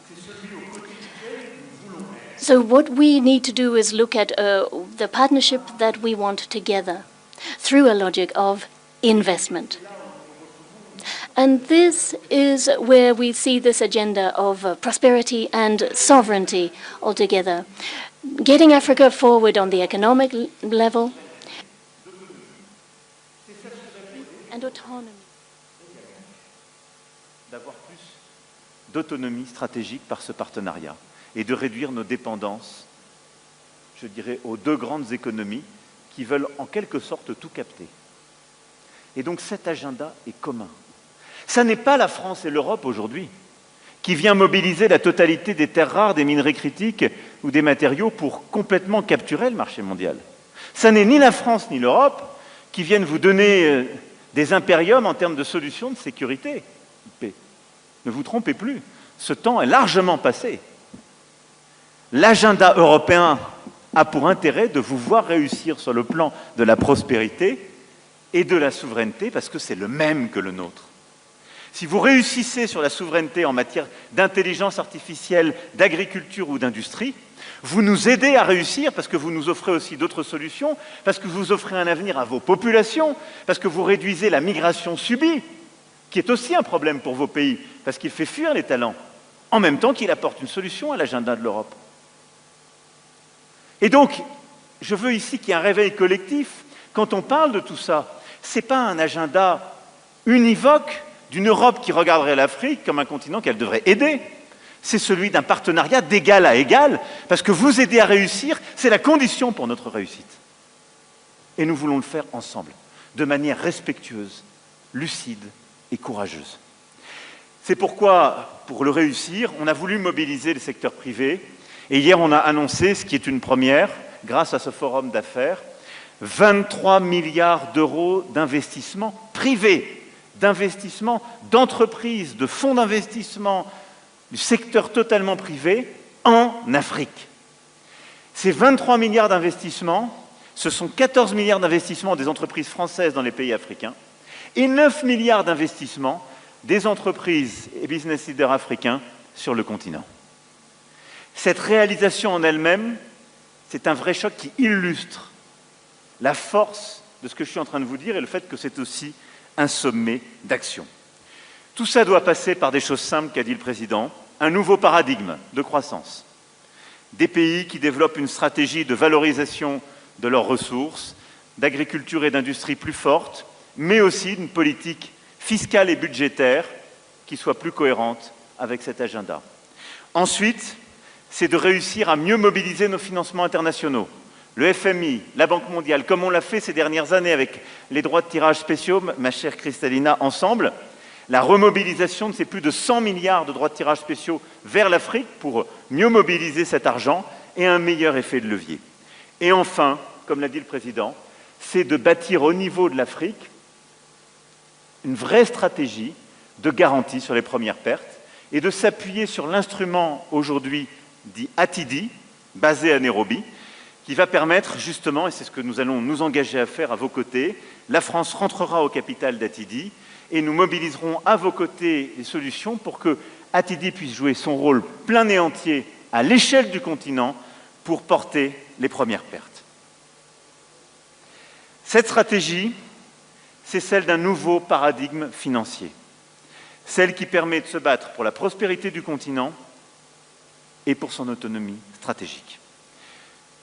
Pour le reste, le président Ruto, et je vais donc couper mon discours, l'a très bien dit, et au fond c'est l'illustration, je dirais, physique et en acte du partenariat. Je ne vais pas répéter ce qu'il a dit, il l'a mieux dit que je ne l'aurais fait, je m'inscris dans ses paroles et je les endosse. Aujourd'hui, nous allons, dans un instant, nous réunir avec, pour ces questions de croissance, nous nous verrons sur l'architecture financière, nous discuterons ensuite des solutions de paix et nous allons endosser une série de textes qui vont illustrer cet agenda que je viens de décrire. Et puis derrière, donc, nous aurons les résultats de ce sommet Africa Forward, avec déjà ces résultats, ces investissements, nos engagements communs. Ensuite, avec le président Ruto, nous irons porter en votre nom au G7 d'Évian l'agenda que nous aurons défini. Et puis, tout au long de l'année, nous allons, auprès des Nations Unies, du FMI, de la Banque mondiale, porter cet agenda commun sur la base du mandat que vous nous aurez donné. Et c'est pourquoi ce sommet est, à mes yeux, un sommet aussi par lequel nous devons définir ensemble une ligne d'action qui doit nous permettre de relever les défis contemporains. Voilà, mes chers collègues, mes chers amis, je ne serai pas plus long. Je veux en tout cas vous dire la gratitude que j'ai à l'égard du président Ruto pour avoir accepté d'accueillir ce sommet de nouvelle génération, Africa Forward, la gratitude que j'ai à l'égard de vous, mes chers frères et chères sœurs, et mes chers amis, d'être là, d'apporter votre contribution et votre énergie, et vous dire que la France, et avec elle l'Europe, se tiendront aux côtés du continent africain pour bâtir avec lui cet agenda de paix, de prospérité et d'indépendance auquel il aspire.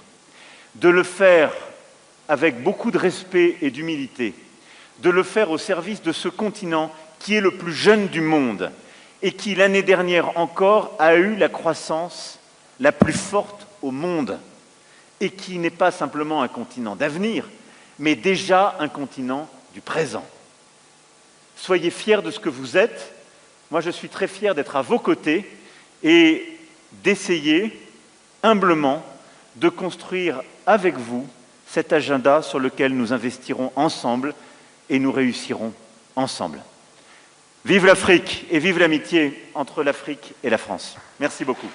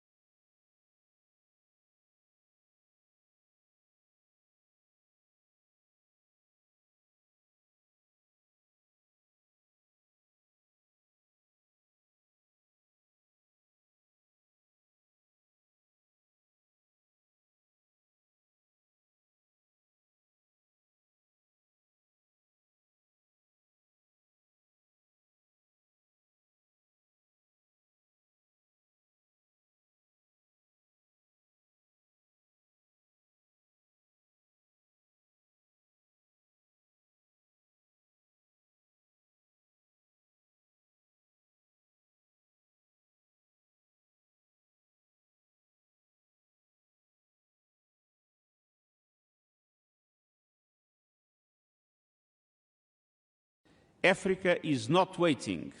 Africa is moving, and Africa is leading.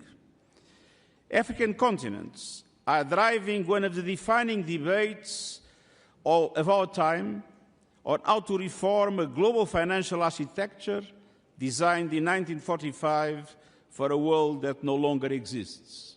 Africa played a leading role in the approval of the Pact of the Future by the General Assembly of the United Nations. It is African leadership building new tools like the Borrowers Platform, and so that the countries can speak as one and negotiate from strengths. Challenging the credit rating systems that locks too many of the borrowing tools they need. Africa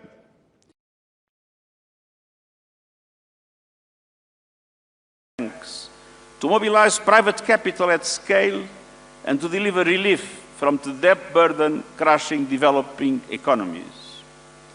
It is African leadership through the African Development Bank that is advancing a bold vision to reform the continental's financial architecture from within, mobilizing African resources for African priorities and prosperity.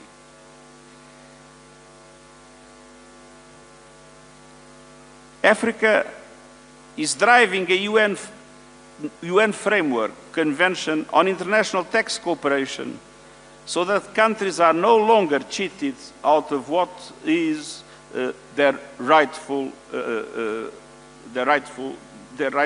what is rightfully theirs.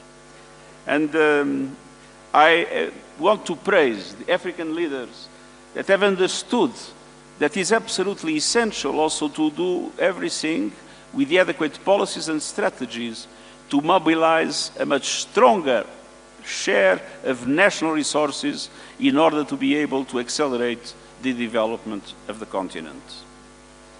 And it is African leadership, alongside the small island states and other developing countries on the front lines, that has placed the climate emergency where it belongs, at the center of the global agenda. This is not a continent waiting for solutions.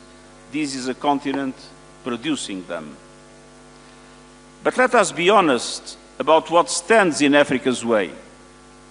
A global system designed without Africa and still largely operating without Africa, perpetuating century-old injustices.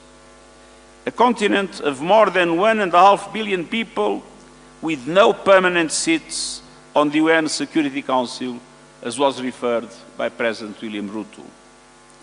Without the voice, the representation, and decision-making power it deserves inside the international financial institutions that shape this economy, it's not Africa that loses, it's the world that loses the fact that the voice of Africa is not conveniently taken into account. Meanwhile, as we all know, official development assistance is collapsing. Aid budgets cut, partnerships unwound, commitments walked back just as the need is greatest. So this is not only a financial crisis, this is a crisis of solidarity. Take climate change. Africa did not cause it, yet the continent is warming faster than the global average, bearing the harshest consequences in displaced communities, lost harvests, and economic shocks. Today's global energy turmoil, volatile fossil fuel markets, fragmented trade is deepening fiscal stress, inflation, and stunted development across the continent. Africa must be at the center of climate justice. The continent holds 60% of the world's best solar potential and receives 2% of global clean energy investments. With the right finance, Africa could generate 10 times more electricity than it needs by 2040 entirely from renewables. Yet, 600 million Africans still live without electricity. And 1 billion still rely on unclean cooking, a crisis that takes 800,000 lives a year, mostly women and children, mostly out of sight. And on average, the continent faces borrowing costs twice as high as OECD countries as an average, draining resources that should be building the future. That is not a market verdict on Africa. It is a verdict on the injustices of the system. The continent also holds extraordinary reserves of the critical minerals the green transition depends on. For too long, the pattern has been the same. Africa's resources have been extracted, the value captured elsewhere, the environmental damage left behind. The United Nations panel on critical energy transitions minerals points the way. Fair value chains, in-country processing and manufacturing, transparency, environmental and human rights standards, and meaningful benefits for affected communities. No more exploitation, no more plundering. The people of Africa must benefit first and most from the resources of Africa. And going back to climate change, adaptation must no longer be an afterthought. The adaptation finance gap must be closed. Africa is paying an enormous price in relation to the devastation caused by climate change, and Africa has been denied the resources and the capacities able to protect their populations and their infrastructure in these circumstances. Climate finance with justice is a must in today's world. Excellences, ce sommet porte sur un partenariat nouveau, réinventé par une génération nouvelle. Un partenariat d'égal à égal, fondé sur la complémentarité et l'intérêt mutuel. Cela veut dire investir ensemble dans les industries créées et détenues par les Africains. Renforcer les universités et les institutions de recherche africaines. Développer les capacités africaines d'intelligence artificielle, afin que l'IA soit façonnée par des données africaines, des langues africaines, des chercheurs africains et un leadership africain. Bâtir des partenariats qui s'appuient sur les propres feuilles de route de l'Afrique, la zone de libre-échange continentale africaine, l'agenda 2063 et les priorités nationales de développement. Et cela veut dire financer l'ambition africaine à des conditions justes et viables pour tous, avec un coût de capital qui soit accessible. La plus grande transformation de ce siècle n'est pas un marché, mais une génération. D'ici à 2050, une personne sur 4 sur la planète sera africaine. Les jeunes leaders réunis à ce sommet montrent déjà le visage de ce partenariat nouveau. Partout sur ce continent, des millions d'autres sont déjà à l'œuvre. Ils codent, cultivent, construisent, s'organisent et imaginent l'avenir. Et ils réclament une gouvernance démocratique et inclusive et des institutions responsables. Chers amis, la réussite du continent n'est pas seulement un enjeu africain. Quand l'Afrique réussit, le monde entier y gagne. L'ambition de l'Afrique exige des investissements à grande échelle, des systèmes internationaux plus justes et des partenariats ancrés dans le respect mutuel. Ensemble, avançons avec l'Afrique avec confiance, solidarité et l'espoir d'un avenir commun, et je vous remercie.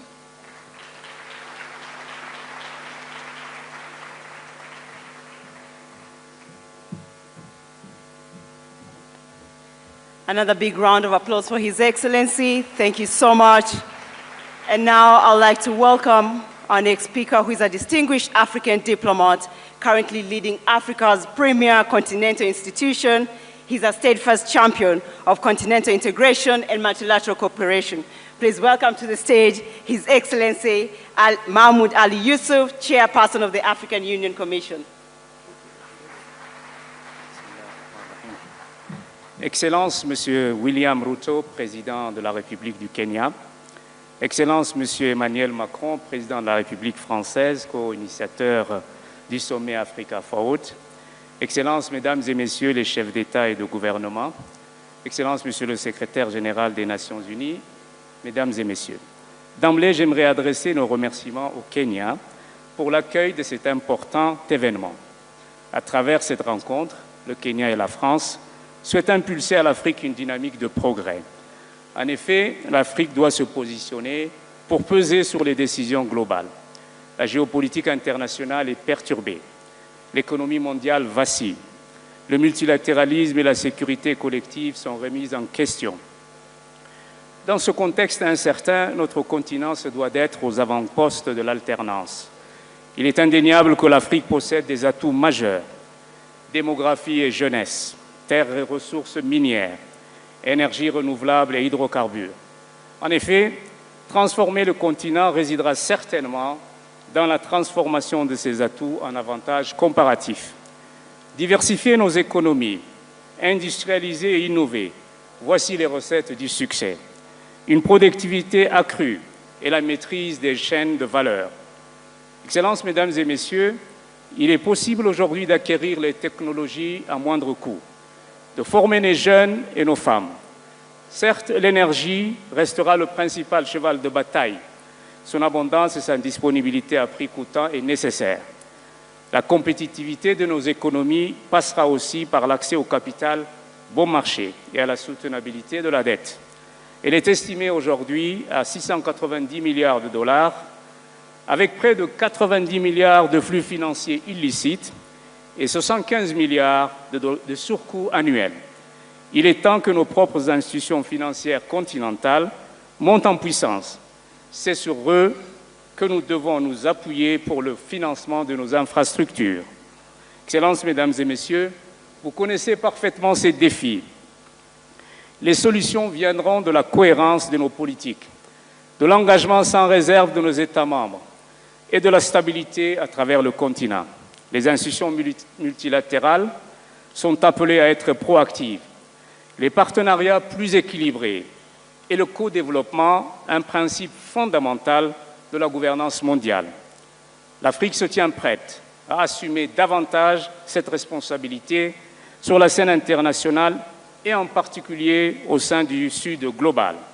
Excellences, Mesdames et Messieurs, la paix et la stabilité sont un défi important sur le continent. L'insécurité ne doit plus être un frein au flux d'investissements sur notre continent. Il est donc impératif de faire taire les armes sans délai ni hésitation. La Commission de l'Union africaine en a fait une priorité absolue. Your Excellencies, my speech has become irrelevant when I listened to our presidents here, in particular President Ruto. He touched upon all the issues I wanted to raise, but let me conclude my very brief remark by saying this. The future is for the African continent. The African continent will be the powerhouse of global growth. So let us work together, let us put our energies together and move forward. And I thank you.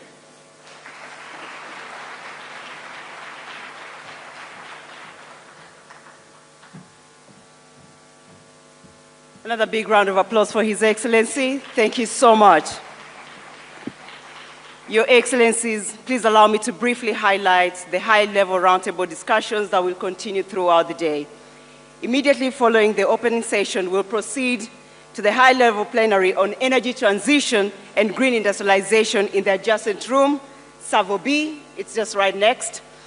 This will be followed by a high-level working lunch session on the reform of the international financial architecture, Savo C. Following the lunch working session will be a plenary on peace and security. Thereafter, we will then transition into parallel roundtable discussions on artificial intelligence and digital technologies, blue economy, health, and agriculture. In parallel, there will also be a special session on Congo Basin Climate Commission ahead of the closing ceremony. To ensure the smooth flow of the summit proceedings, members of the organizing team will be available throughout the venue to provide guidance. Excellencies, distinguished ladies and gentlemen, please give a big round of applause to our open plenary speakers. Thank you. Thank you. Thank you very much. God bless Kenya. God bless Africa. God bless France. Asanteni sana. Allow me to hand over to Mr. Mike Gitonga.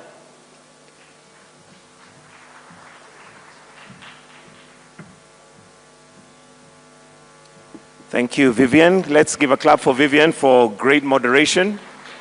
Your Excellencies, that brings us to the end of this session and would like to now invite all the presidents and heads of state to a family photo, which we're going to take right here on stage.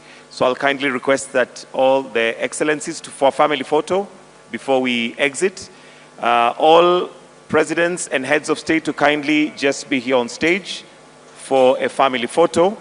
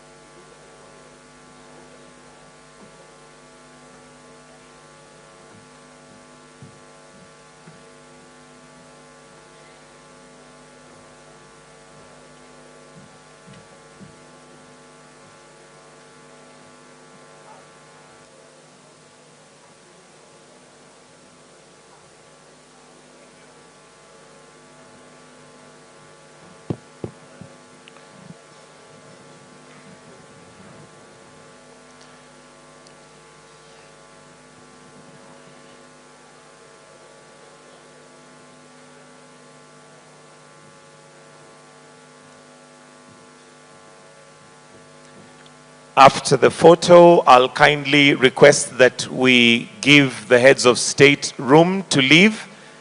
And for good order, I'll request that we leave in, I'll announce how we shall leave, just for good order and for the protocol officers to be able to take care of how we transition from here to Savo Room B.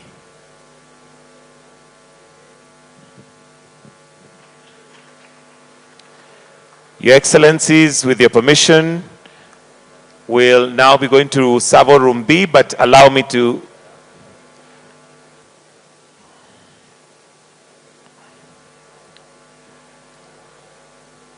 only heads of state and presidents kindly to proceed to Savo Room B for the next session.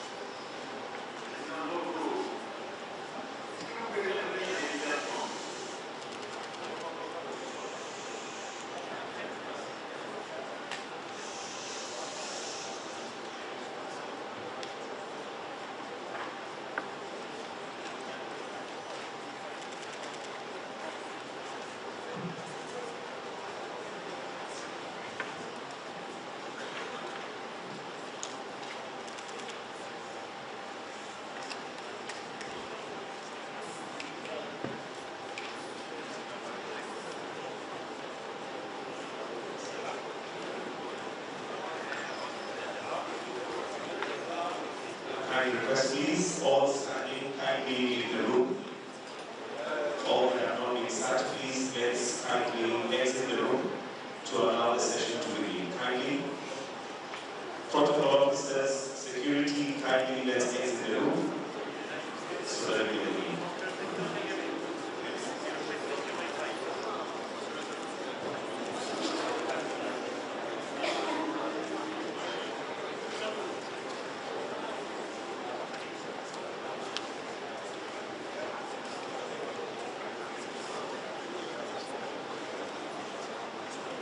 Okay, gentlemen, ladies and gentlemen, first I do apologize because I'm running late, but you don't know speeches. But I hope we will really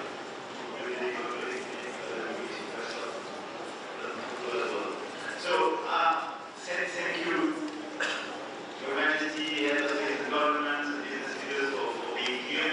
I will be super short, and we have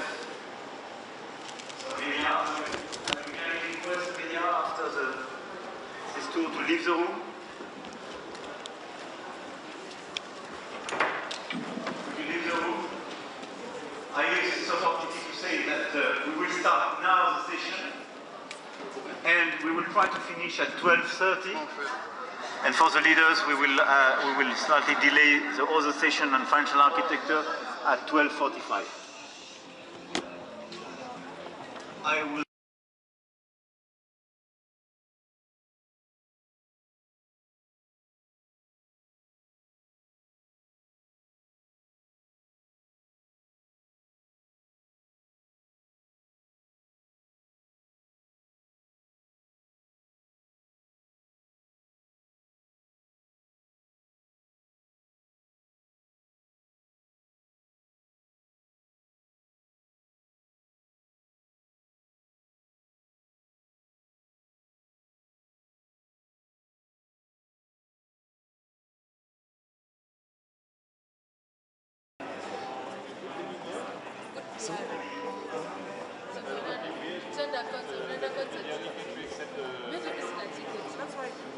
I think that better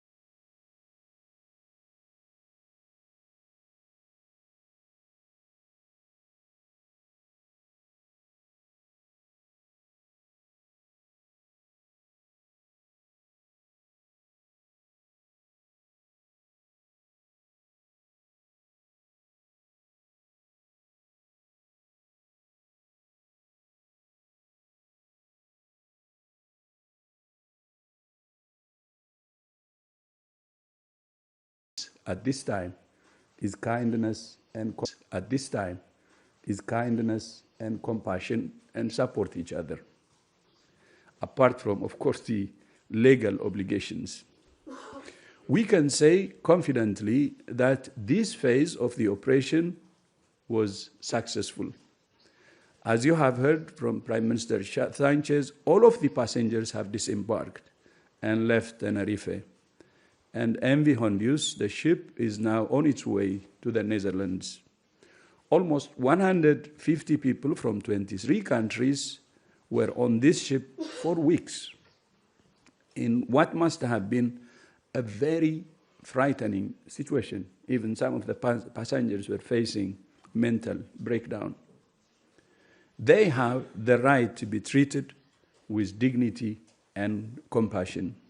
There were some people around the world calling for the passengers to be contained on the ship for the full quarantine period. Our view was that would have been inhumane and unnecessary. Yesterday, during our presser, I called it even cruel to suggest that. We were convinced that it was possible to disembark these passengers in a way that was safe for them and the people of Tenerife, and that was respectful of the human rights of the passengers and crew. Over the past week, I have also been in regular contact with the ship's captain, Jan Dobrogowski, and I would like to thank him, the crew, the company that operates the ship, the CEO, Mr. Remy, and all of the passengers for everything they have done. I fully understand why the people of Tenerife may have been concerned about passengers from the cruise ship disembarking on their shores. We said the risk was low, both to the people of Tenerife and globally, and all our efforts over the past week have been aimed at keeping it low. This is a serious situation, which we have taken and continue to take very seriously. A WHO expert boarded the ship in Cabo Verde and was joined by 2 doctors from the Netherlands and an expert from the European Center for Disease Prevention and Control.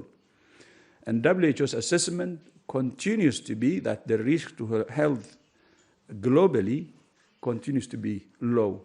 So far, 11 cases have been reported, including 3 deaths. All 11 cases are among passengers or crew on the ship. 9 of the 11 have been confirmed as Andes virus, and the other 2 are probable. Those numbers have changed little over the past week, thanks to the efforts of multiple governments and partners. There have been no deaths since 2nd of May, when WHO was first informed of the cluster of cases. All suspected and confirmed cases have been isolated and managed under strict medical supervision, minimizing any risk of further transmission. At the moment, there is no sign that we are seeing the start of a larger outbreak. But of course, the situation could change. And given the long incubation period of the virus, it's possible we might see more cases in the coming weeks. Each of the countries to which the passengers have been repatriated is responsible for monitoring the health of those passengers. WHO is aware of reports of a small number of patients with symptoms consistent with Andes virus, and we're following up on each of those reports with the respective countries. WHO's recommendation is that they should be monitored actively at a specified quarantine facility or at home for 42 days from the last exposure, which is the 10th of May, which takes us to the 21st of June. Anyone who becomes symptomatic should be isolated and treated immediately. Our work is not over. WHO will continue to work closely with experts in all affected countries. We have also requested countries to report regularly to WHO on the health and well-being of passengers and crew through the international health regulations. Once again, WHO expresses its deep appreciation to Prime Minister Pedro Sánchez and the government of Spain for its outstanding leadership and partnership over the past months. As I have said many times, viruses do not respect borders. Our strongest immunity is solidarity. And that's the solidarity that Spain has demonstrated.